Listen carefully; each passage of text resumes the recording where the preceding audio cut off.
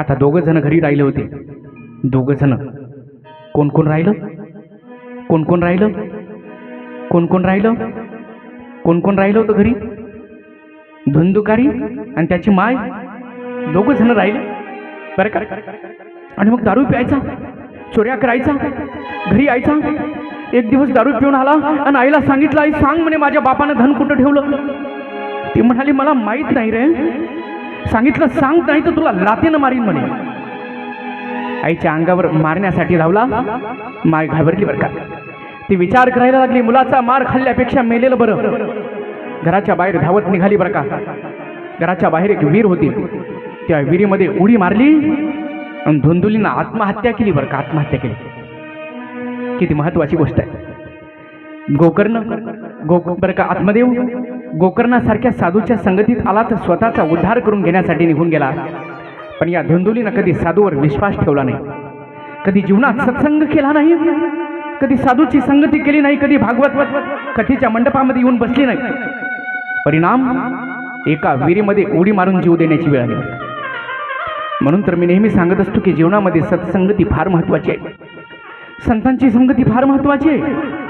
जीवन जगण्याची कला जर प्राप्त करून घ्यायची असेल तर इथं यावं लागतं, इथं बसावं लागतं. दुःखाला तोंड देण्याची ताकद जर निर्माण करून घ्यायची असेल तर त्याच्यासाठी कथा कीर्तन ऐकावं लागतं. संकटाला तोंड देण्याची ताकद निर्माण करायची असेल तर त्याच्यासाठी कथा ऐकली पाहिजे. त्याच्यासाठी सत्संग फार महत्वाचा आहे. संतांची संगती फार महत्वाची आहे. धुंदुलीनं कधी संतांची संगती केली नाही, साधूवर विश्वास ठेवला नाही. परिणाम एका विहिरीमध्ये उडी मारून जीव देण्याची वेळ आली बरं का.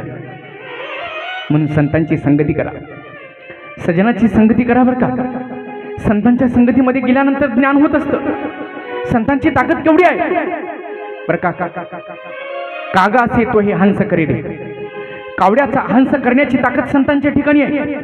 गाढवाचे घोडे आम्ही करू दृष्टी पुढे.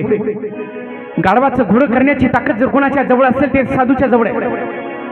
म्हणून संतांच्या संगतीत गेलं पाहिजे.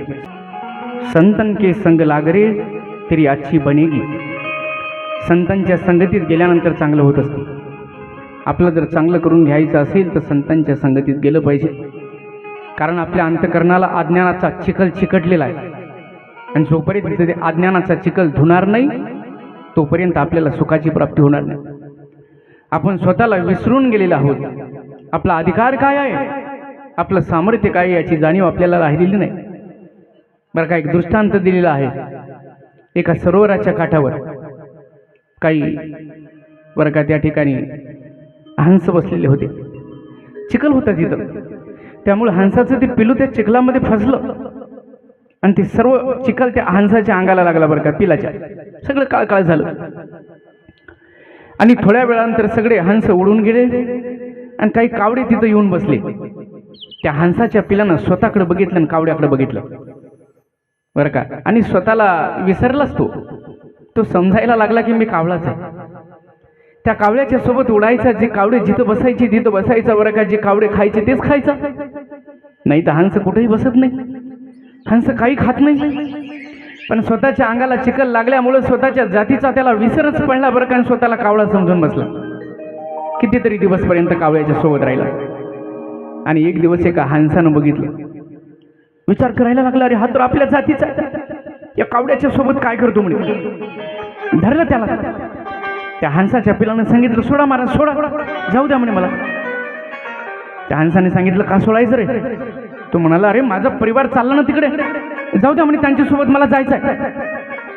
त्या हंसाने सांगितलं, नाही तू त्यांच्या जातीचा नाही म्हणे, तू आमच्या जातीचा आहे, तू आमच्या परिवाराचा आहे.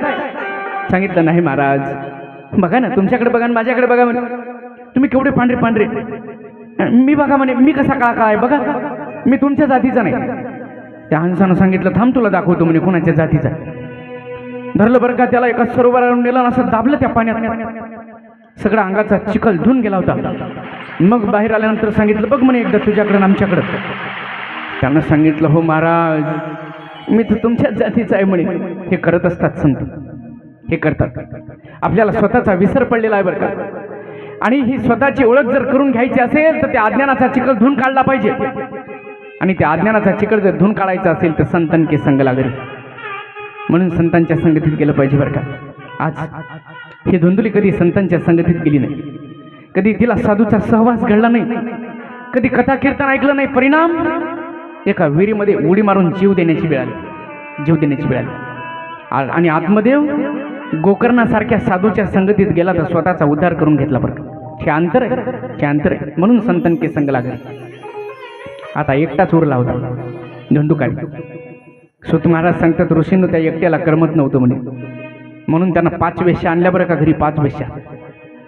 आणि त्या 5 स्त्रियांच्या सोबत राहायला लागला. रोज दारू पिऊन यायचा, चोऱ्या करायचा, भरपूर संपत्ती गोळा करून आणायचा आणि वेश्याच्या स्वाधीन करायचा बरं का. दिवसामागं दिवस जायला लागले आणि एक दिवस राज दरबारात चोरी केली. एवढी मोठी संपत्ती गोळा करून आणली आणि त्या वेश्यांच्या पदरामध्ये टाकली.